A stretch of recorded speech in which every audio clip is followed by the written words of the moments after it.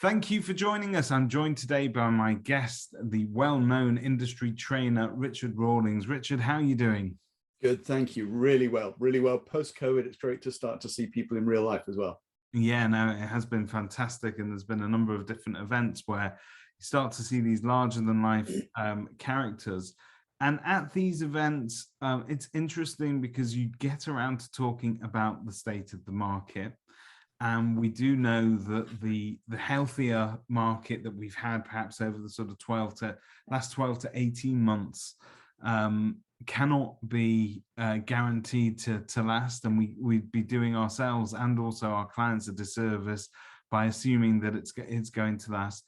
During that period of time, we've seen some interesting things from estate agents, but mostly some of them have become quite lazy in terms of practicing some old discussions perhaps that we used to have, and exercising some muscles that might have atrophied in a good market. And one of those are discussions related around the pricing of properties and managing a vendor's expectations. You, Richard, are tremendously well known in terms of your background, your live recorded seminars that you've been doing, the content pieces that you've been writing for agents, and the advice that you generally have offered. This time round, you're offering to train sellers effectively. So how did this come about? Yeah, I mean, it's interesting, David. Thanks for that. I mean, so much of my training really is around how to persuade agents. A lot of it is psychology of persuasion, as well as the technical stuff of agency stuff, really. And so I don't think I'm a very good trainer, though, because so often I'll train agents to do it a certain way, and then they fail for one reason. And I said, did you do this? And they said, oh, no, I didn't. So, they're not doing necessarily what I suggest sometimes. And that's the nature of training, isn't it? You go on a training day and it's all great and everything, but then actually applying it consistently down the line is a bit harder, because a lot of agents are stuck in their ways, and so often it's about kind of being nice to people and going through your presentation, which is usually about the agent rather than about the seller. So it's developed that actually moving on from training agents, which obviously still do, but actually so often those agents have said to me, oh, Richard, if only you could come with me and say that to a client, or they'll hope to say that to a client, but it's just a little bit awkward or embarrassing. Not so much embarrassing, but they don't want to lose the instruction, obviously. So they don't want to tell the client something they don't really want to hear, which they should be doing as professionals and experts. They should be sharing that advice, but they know that if they do, that client might do a runner, they might go with the other agent. So they risk therefore taking on at the right price because they haven't given them the right advice about why they shouldn't overquote on their property. And I get all that. I've been there, done that. Of course, it can be really awkward. So what this does, this series of little short, sharp videos that I do now, it can effectively absolve some of that responsibility, or the accountability, not the accountability, but the responsibility for sharing some of that advice. You can get this independent third-party bloke to do it for you, to reaffirm what the agent's been trying to say, or it may be that so often you'll go on a pitch and you'll hope you've got it. You'll phone them a couple of days later and they say, oh, I'm so sorry. It was 6 of one, half dozen the other. Went to a couple of agents. We virtually had to spin a coin. Excuse me, a tail end of a cough, non-COVID. And we virtually had to spin a coin, and I'm afraid we went with the other agents. And we just don't know which little bit was the thing that caused that coin to fall in or out of favor. So what this is the hard, the incisive, hard-nosed advice that the agent should be giving, but might not want to, or might soften it down a bit. So you can take third party, arm's length approach. Look, just have a look at this video. It explains better what I was trying to explain to you earlier today, Mr. Seller. So you're giving that agent another opportunity to persuade the seller. It's making them seem well informed, or at least having the right resources at hand to explain a slightly different perspective on this. Do you see it sort of replacing the current pitch that an agent might give on a valuation, or is it there to sort of enhance it? How is it best used? Yeah, I don't think it's ever going to replace it. It's not intended to. It's there to support the agents, really. I mean, we know that, I mean, if they just did that, it would be kind of cheating in a way, and it wouldn't have the interpersonal connection that is required to get the instruction. And 80% of what an agent says, of course, is all about them and how they come across. But the words they actually use, the words they use is so important, and you can practice it and you can do dialogues and scripts, but then they become a little bit cardboard because they're using the same dialogues with the same people. So what they need, the agents really need to is deeply understand some of the key principles concerned and be able to very charmingly convey those, communicate those points to the client. So no, it's not going to replace what the agent does. It always used to be the ABC of sales was always be closing. I'll say always be charming, but don't forget to close. Closing is such an important thing. And it's a scary thing because we don't like asking for business, particularly British. We don't like asking for business. But once you've earned the right to it, you should be able to ask for the business. And with some of the more difficult elements of what an agent should be doing, if I can do that for them, with them, on their behalf, alongside them, then I hope it'll go, and it's proving to go quite a long way towards helping them get the instructions. So, Richard, I wanted to ask you about some of the topics that you offer, but maybe we'll give the viewers at home a better idea of the sort of thing we're talking about. You mentioned you might have a video that you wanted to share. Yeah, I mean, there are various topics. I mean, many of them are focused at why you should quote the right price. Why, if you overprice, you'll end up selling it for less than you could have achieved had you quoted the right price to begin with. Why, if you're sitting on why it's so dangerous to go stale on the market. How you should consider repricing or reducing your price or repositioning the market, as I like to call it.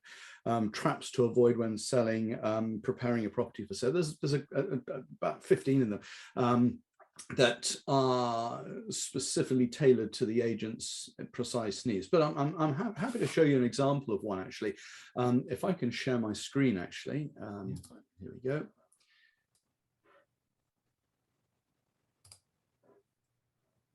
Okay, so where are we?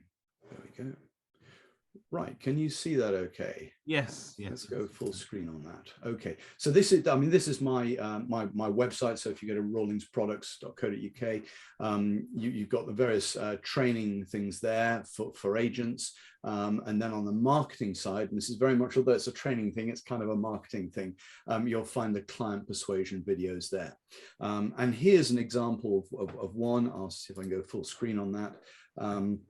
And it's just an extract from one, actually, but it'll give you a flavor of how it is.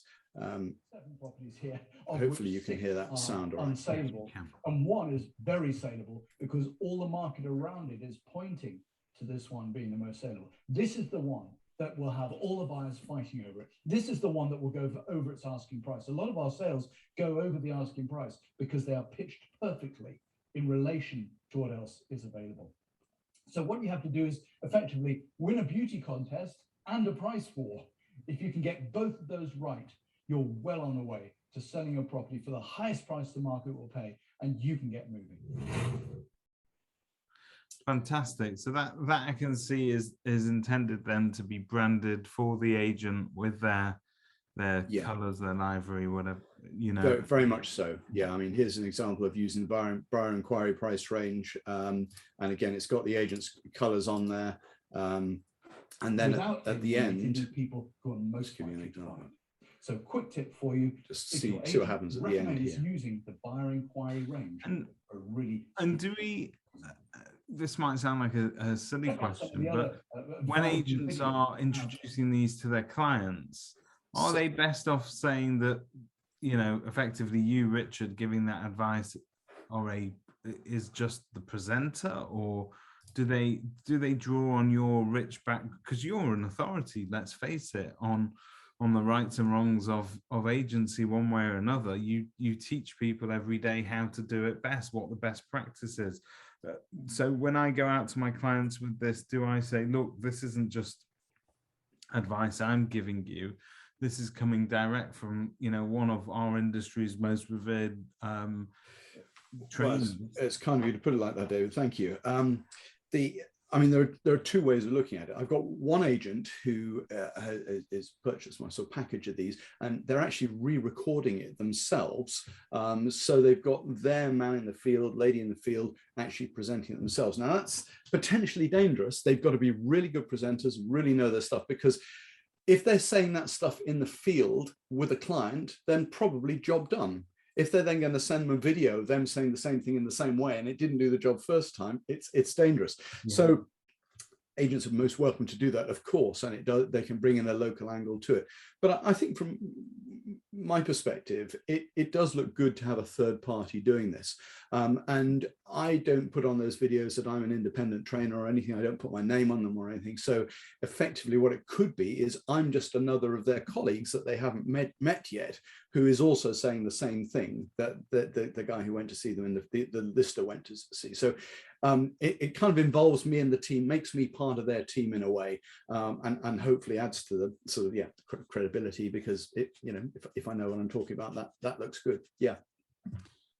Fantastic. So these are going to be ever more useful in the market, that more challenging market that we're likely to experience, because those, I suppose the one thing about a positive and upbeat market where things are going well is it sort of manages everybody's expectations upwards. So the person selling number 1 Hope Road looks at number 2 Hope Road and says, well, they sold last month at X amount, I've got to be at least 50 grand higher than that. And you have this edging upwards. It's very, very interesting Absolutely. To see it play out. Absolutely. Yeah. And in fact, that forms a core element of a lot of the topics in these, because it is to manage that expectation for sure. And one of them, for example, looks at the basis of why properties that are sold are not as influential as properties that are still available in terms of suggested asking price. And it helps the seller steer between looking at the others that are on the market and say, well, hold on, if you're comparing it with that one that's on the market, because that's how buyers see it. Buyers are only comparing what's on the market, not what's sold.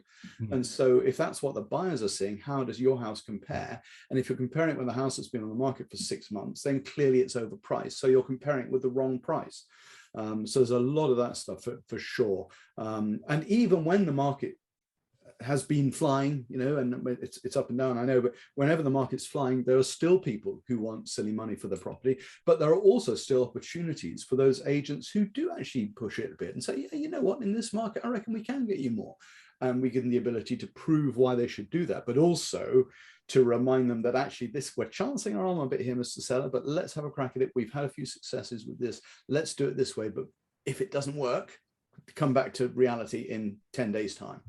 So it's helping those expectations. What I love about these videos is that, yes, they're short enough to tackle the subject at hand, but it also can be used if you're not going to use these and put these out to your clients directly.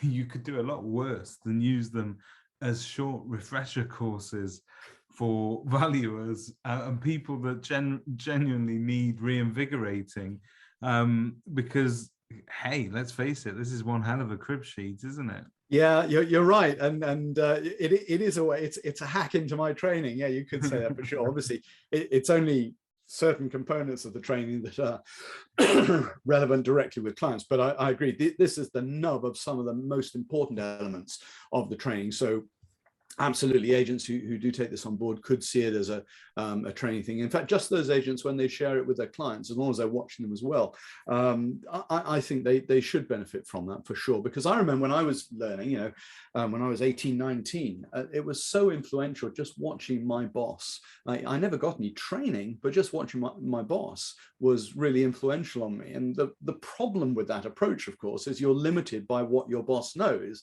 And your boss probably learned that from his or her boss. So there's a lot of limitations. We don't know what we don't know. And since then, I've made it my business to learn the science of agency, the psychology of it from all over the world, and anglicize it, and hopefully share that with agents who may not have known that. And, I love it. Nothing I like more when a guy who's been in the business 40 years comes on my training and says, gosh, I wish I'd known that 39 years ago.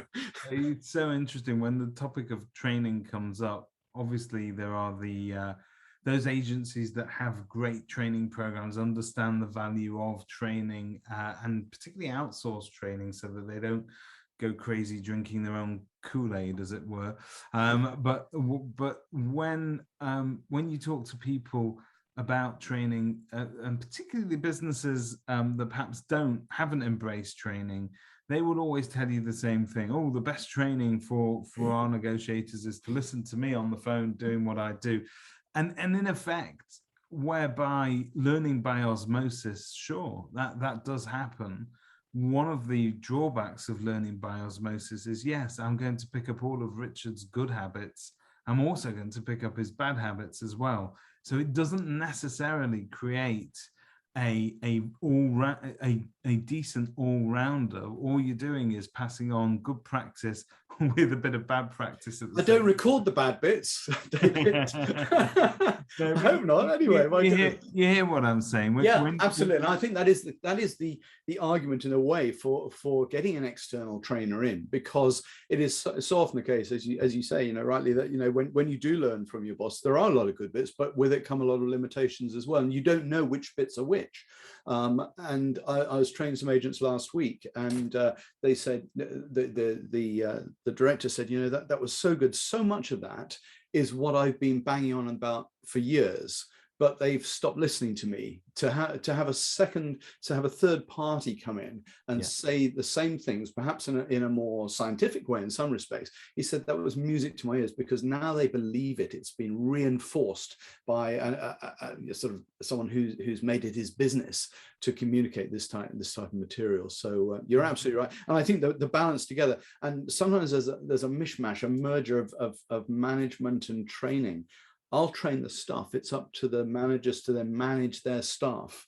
And training by osmosis is not people management. That's a different skill. And so often, I mean, I made that mistake of being what I thought was a good estate agent and becoming a really rubbish manager, because it's a different business altogether. Yeah. So you can choose which you want to be, a good estate agent or a good manager. And there are a few. It's true. Salespeople, particularly within our industry, they can make fantastic values. It's a skill set almost in its own right. Negotiators, again, you can break that down. Management is not for everybody. There's persuasion, there's influence, and there's nurture. And a lot of good estate agents who are maybe quite flamboyant, quite influential, they're engaging, they're nice people, and they share that with their clients, and their clients instruct them as a result of enjoying the way in which they're going to work with this person. But to keep that up permanently through management, when you're in nurture mode, is a different thing altogether. And it's a lot more sensitive, it's quieter, it's slower. It's looking around the background, it's understanding people deeply, rather than being in showman mode, which I think you have to be sometimes when you're listening, although it's still listening, of course, but it is a different baby. And people do get to management different ways. So some people grow into management, some people have management thrust upon them. So business owners don't have a choice. They need to be managers at some point, and if not, acknowledge that they actually need to employ a manager. So and again, when we talk about training for managers is so important as well, isn't it?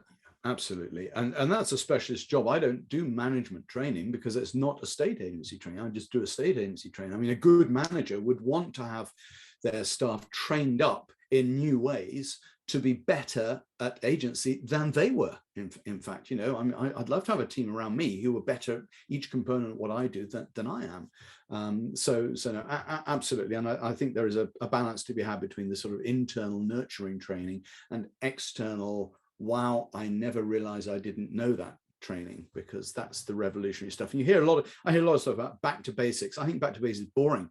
Back to basics is what managers can help people do, keep them on track with the basics, but it's the external trainers who bring the color and the razzmatazz and the new ideas that really are a client, a seller expects the basics to be done pretty well, but it's not the basics that gets you the business. It's the wow factor, or the whoa, I never expected that factor, or oh, that was a bit of a challenge, but this guy knows what he's talking about factor. These are the things that get you the business. Oh, fantastic perspective on that. So in terms of these videos, they're branded presumably then for the agent, so they're bespoke. Each one is branded bespoke to the agent, and is that something that you're going to be looking to do each time for everybody that takes? There's basically two streams. There's an unbranded lot that for £999, you get the whole series. It's unbranded. Sorry, when I say the whole series, there are various different components and different angles on them. Some of them, for example, some agents might have a 0-week period of sole agency, which I think is a very strong offering and it needs to be promoted correctly. Other agents will tie people into a 26, 12, 8, however long period of sole agency. So the message is slightly different. So on several of the videos, there is a different angle. So for example, there's another one which if there's an agent that subscribes to Rightmove, Zoopla, On the Market and Boomin, the message is why you should use an agent that subscribes to all these portals. But if I've got a client an agent who only subscribes to Rightmove, let's say, then my message for them is why you don't need all these. I'm just a mercenary chameleon prostitute, frankly, David. You know, I just fly the flag. I've always said that about you, Richard. But there is there's an exclusive kerfuffle deal. If I'm going back to your question, there is. So there's unbranded or branded. The unbranded $999, the branded $14.99. But for kerfufflers, they get the branded lot for the unbranded price. Wow. So there's a 500 quid discount. Yeah, there you go. Hopefully quite a good deal. Well, yeah, well worth going out and snapping that up. So just to sort of recap, what would be your top 3 reasons why an estate agent would want to purchase this suite of client videos? Firstly, they deliver the awkward advice. So, you know, I can, you know, if you want to, it's so dangerous to just tell people what they want to hear. But if you want to be Mr. Nice Guy, I can deliver your bad advice for you. You get a third-party expert to reinforce your key messages, which hopefully drives them home. And yeah, they're great training support material. Yeah, reminders on the training front. I think your agents will be stronger for having used these videos, but don't just send them to a client. You need to watch them occasionally yourself as well. And don't put them on your website either, because it would be really nice to have a suite of all these advice seminars on your website, but all your competitors would then go and see what you're doing and they'll probably do the same sort of thing. No, keep them to yourself and just give the right, because also you don't know what message your seller client needs to hear. They may need this video, but I don't want them seeing that video. So just give them out to the right people at the right time. Keep them close to your test. They're very powerful, and you know, you use them as you see fit. And as I say, yeah, by all means, use them as a cheap version of my training. Well, all of Richard's details can be found on kerfuffle.com. This is definitely worth checking out. Training your sellers is a thing now, and I love the idea of having outsourced persuasion. You're right. If you've ever left a valuation and thought, I didn't quite hit the mark there, I've not quite got my arguments across. I wish I'd said that. And yeah, there isn't, and by the way, there isn't an agent in the world, and I don't care who they are or how confident they are, there isn't one of us that has, that hasn't had those thoughts, that hasn't said, look, I could have given a little bit more info. This gives you, at very worst, the second bite of that cherry. Second bite of the cherry. That informational sort of helping type of video can very often be far more persuasive than a salesman's pitch, if you like. This is a very, it's knowledge based, it's experience based, and it works. Yeah, I would agree with that. Thank you very much, David. Well, there's nothing more we can add to that. Thank you very much for joining me today, Richard. We will catch up with you again soon. Absolutely fantastic. Thanks a lot. Keep up the good work.